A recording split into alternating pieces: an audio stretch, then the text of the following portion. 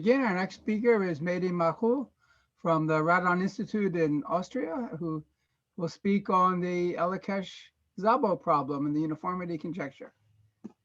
Please. So thank you first for giving me this opportunity. So this is a joint work with Oliver Roch-Newton, Sophie Steven, and Udi Warren. So before I go to talk, I just would like to mention this notation, which is called the big O notation. And we say y is a big O of x if y is less than equal to c of x for some constant c. And if this constant depends to another parameter d, then we use this notation. So before I go to the Elekes-Szab problem, I would like to mention the Elekes-Szab problem. So what is the Elekes-Szab problem? So let f be a polynomial of two variables and a and b be two finite subsets. So the Elekes-Szab problem asks about that how large this set can be in terms of the size of a and b. For example, if a and b both has size n, then can we say that the size of f of ab always is a superlinear or not? So it is one of the important questions in additive combinatories and discrete geometry. So this question, first time, a study by Elekes and Ronya in 2000, which they proved that if f is a polynomial of two variables and of constant degree, then for each finite set a and b in the real numbers, each of size n, we have that the image of f of ab is a superlinear, unless f has these two specific forms. So here f is a additive polynomial, and here f is a multiplicative polynomial. So if f has this specific form, we say f is a degenerate polynomial. Otherwise, we call f as a polynomial is a non-degenerate polynomial. So if you look here, c is a constant, but we don't know some things about c. So the first quantitative improvement of this result gave by Raz, Sharier, and Sholimusi, where they proved that if f is a polynomial under the condition assumption of the Roni and Elekes, then the size of f of ab must be at least n to 4 divided by 3. Now let's consider this problem in a little bit different way. Consider this surface f and given by this equation. So it's easy to see that the zero set of f intersect this Cartesian product in at least this number of points. Now, if we can bound this intersection from above, then by comparing the above bound with these, we can get some lower bound for the Elekes-Szab problem. So this is why we go to bound this set. So bounding this set actually is called the Elekes-Szab problem. So in Elekes-Szab problem in general, we have a polynomial of three variables and a Cartesian product. And we would like to know how many points of this Cartesian product lies on the zero set defined by f. So just summarize, so Elekes-Szab problem is about how large is this set in terms of size of A and size of B.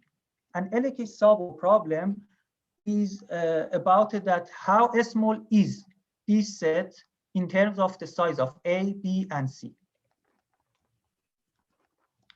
So this problem also first time considered by Elekes and Szab, and they proved that if f is a polynomial of three variables over complex number and irreducible, Then for any finite sets A, B, C, each of size n, we have this bound for the Elekes-Szab problem.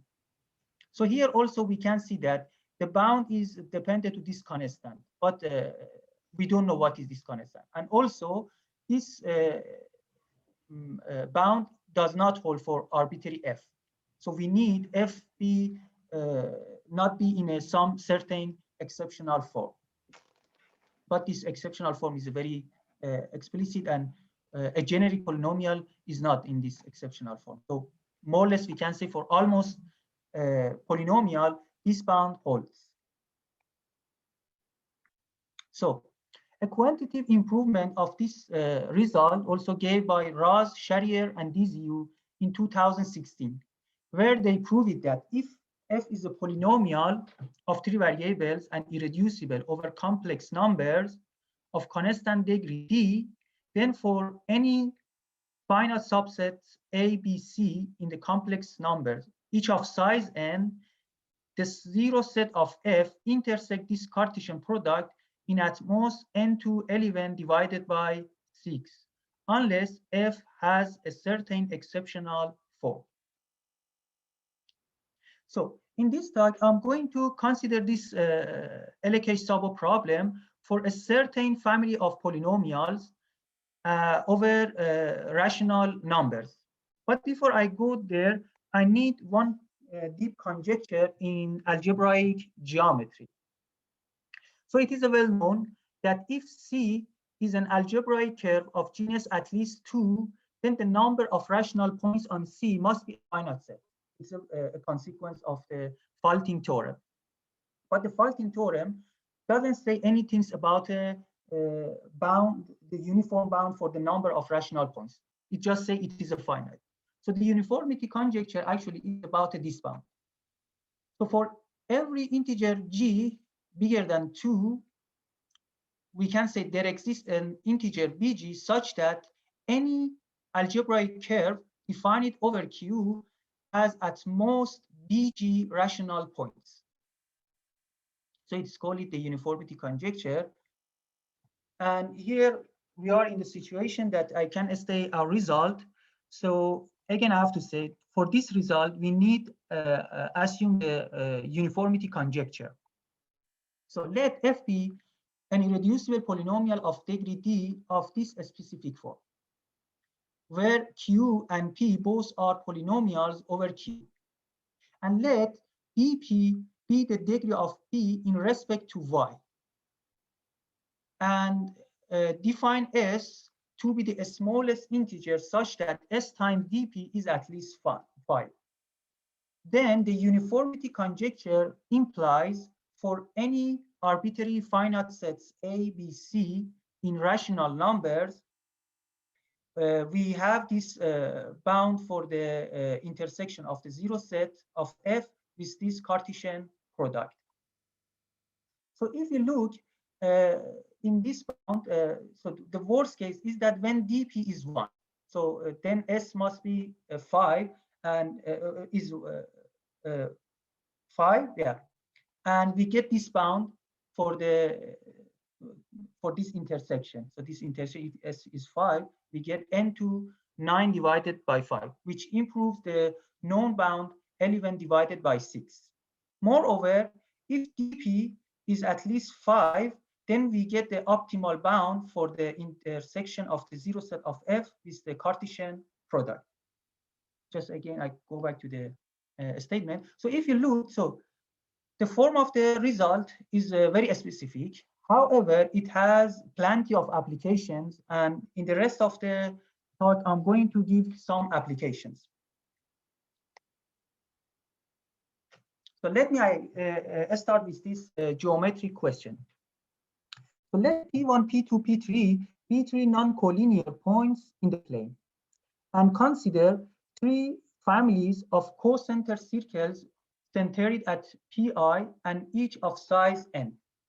Then we would like to know how many points in the plane exist such that from each family there exists a circle passes through that point. So namely, we're looking for size of this set in terms of the n. So this question, first time asked by Erdush, Lovaz, and Westergombi in 1989. I think this picture could be helpful. So here we have three families of cocenter circles, and P1, P2, P3 are not collinear, and we would like to count the number of origin points in the plane. If you look, there exists a circle from each family passes through this point. So Elekes and Szabo actually were the first people to found that actually we can translate this problem to Elekes-Szabo problem. And to see this is not actually so difficult. So without loss of generality, we can assume P1, P2, P3 have these coordinates. And then if Q be an intersection point of the three family of circles, let X, Y, Z be the squares of the distances between Q and each of these PIs. Then if we write down the equation for this square of distances, we came up with this system of equations. So we have three equations and 5 variables. Now, if I eliminate U and V from this system of equation, we will see that each triple point, I mean a point like Q, gives rise a solution to this. And if you were here, f is a polynomial of degree 2, and Ri square actually are the set of squares of the radii of circles in each family. So now we are in the situation to apply Elekes-Szabo and Raz-Sharier-Diziu respectively, and to get this bound for the number of triple points defined by these three family of circles.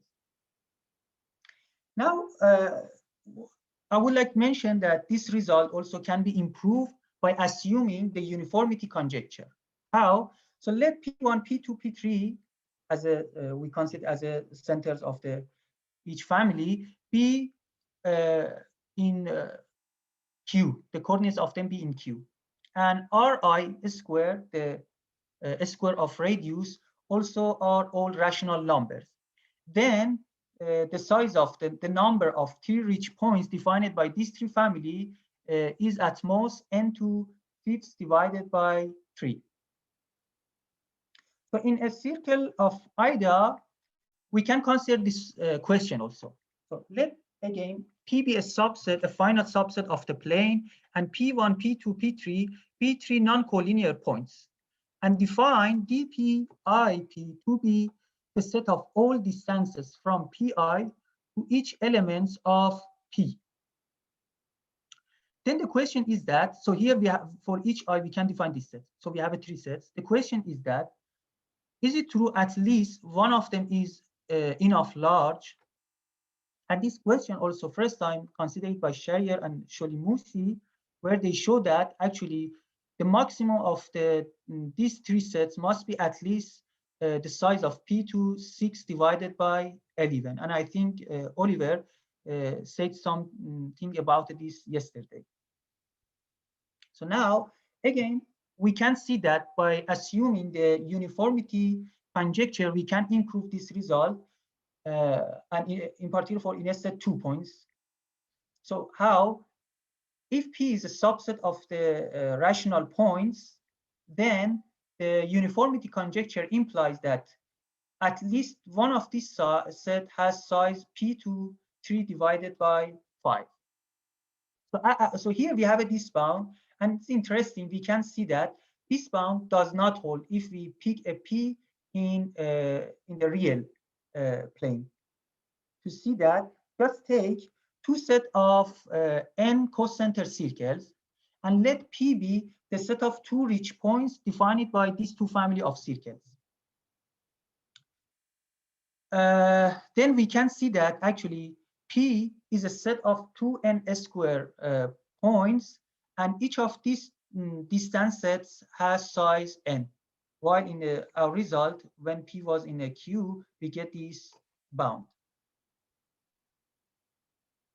So in the next few slides, I'm going to give some application in additive combinatorics. The first one is the number of squares in an arithmetic progression.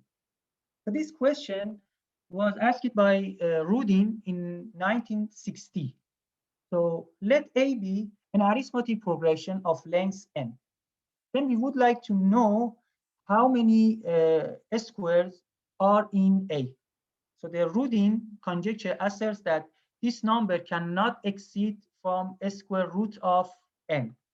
And the best bound for this result was given by Bombieri and Zanier, I don't know which year, yeah. But we can also improve this result by assuming the uniformity conjecture. Actually, we can say something more. So, suppose again the uniformity conjecture, and let A be a subset of rational points, the rational numbers.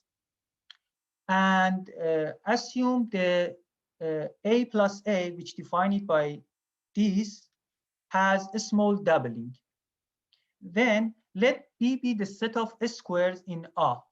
Then the size of E must be at most k times size of A23 divided by 4. So what is the relation of this corollary with Radon conjecture? So Radon conjecture says that how many squares lies in an arithmetic progression. Yeah.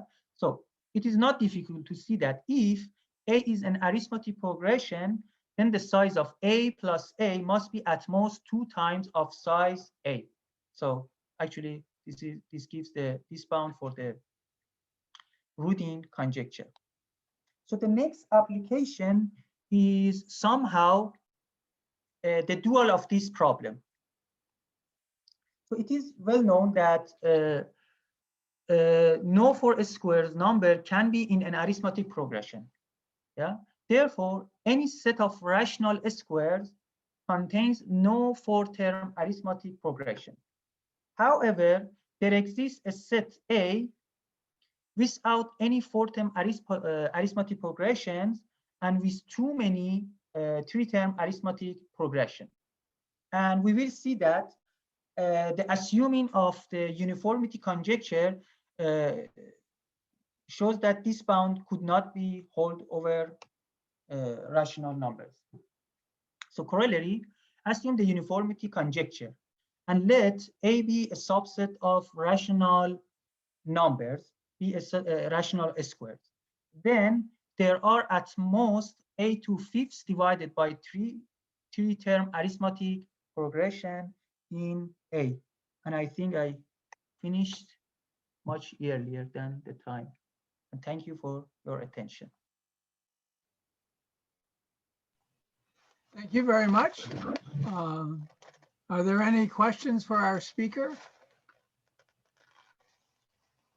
I know that many of your co-authors have spoken or will soon be speaking. Yeah. So each day, one of us gave a talk. So if there are no questions, I thank Mehdi for his lovely lecture, and the next talk will be in about 10 minutes. So Christian, if you want to share the screen with your slides, then you'll be in business.